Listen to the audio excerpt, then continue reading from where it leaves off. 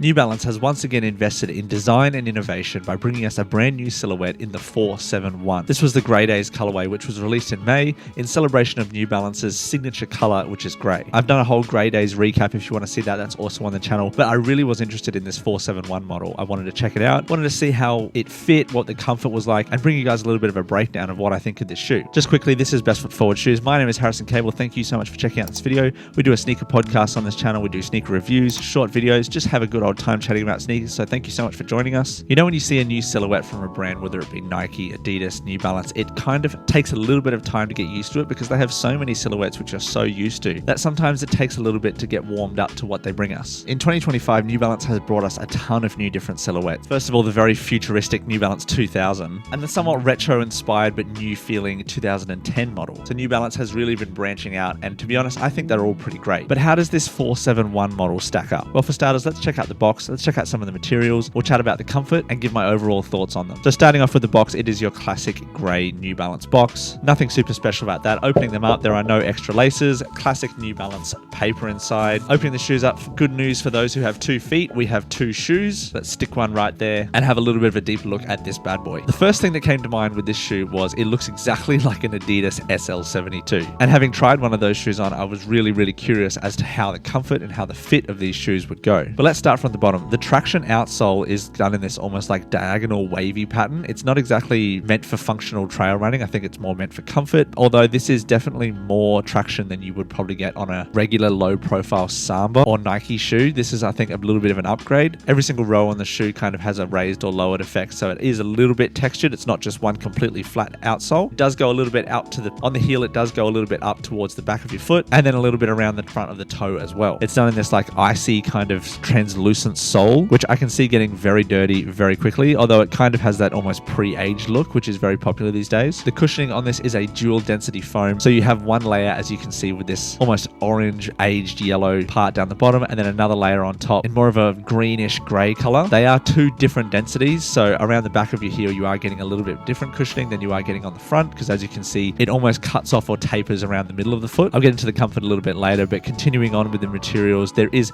2 other main materials on top. This very nice furry suede, which runs all the way around the eyelet, around the front toe box, and around the back heel tab. The front toe box does look a little bit like a Samba, to be honest. It does have that kind of Adidas vibe. That suede does feel somewhat cheap, a little bit thicker and hairier than you would usually see on cheap models. This was priced at $170 Australian, which is around about $100 US, depending on where you get them from. You can kind of tell and feel that this is a pretty cheaply made shoe. And these are going to be releasing in a ton of different colorways, and they already have released in a lot of different colorways. But I like this grey one to begin with, and I wanted to check it out and feel the comfort of them. But overall, the materials are not premium. That's not exactly what you'd be expecting from like a made in USA model. You can tell that this is very much made in Vietnam or made in Taiwan. The next material on the upper below the suede is this really nice, almost like canvas material. It's like a fake synthetic canvas polyester. It is reasonably thick, reasonably waterproof, although it does feel very cheap, and it kind of crinkles a little bit and moves in a kind of weird, interesting pattern. It definitely feels very cheap, I'll just tell you that. On the back heel tab, you also have this very synthetic feeling nubuck, and on the ankle collar, you have a very synthetic plastic ankle lining with barely any cushioning at all. There's a little bit of exposed foam on the tongue of this shoe, something that you would kind of see on like an Air Jordan 1, so it does look a little bit retro, even though it is a new model. The N logo on the side is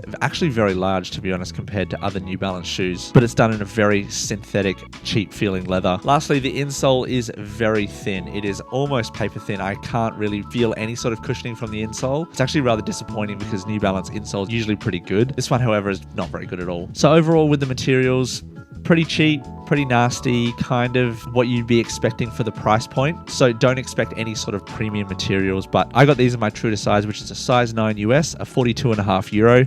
And to be honest, a little bit snug. They fit a little bit too tight, and I really wish that I'd gone up half a size. So if I was to get them again, I'd get a 9.5. I thought that because of the lack of padding around the ankle and the lack of padding around the inside of the shoe, I'd probably be okay with the true to size. But man, I really wish I'd gone up half a size because they are pretty tight on initial wear.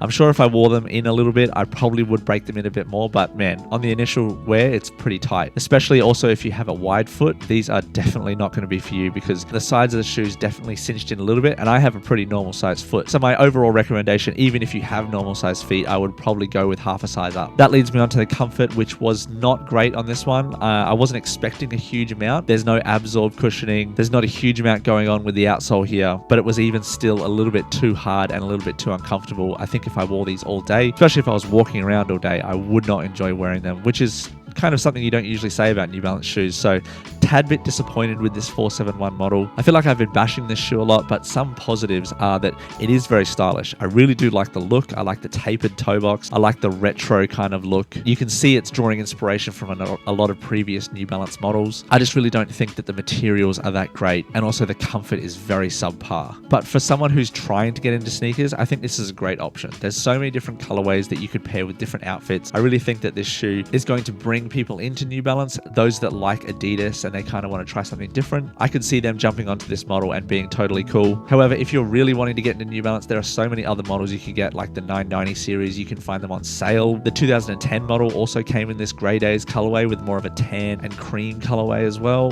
But overall, this shoe is pretty good for the price point and very stylish as well.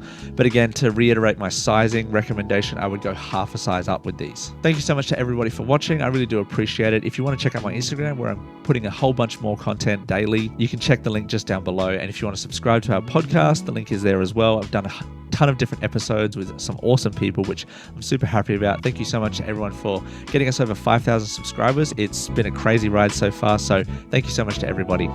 Have a good day.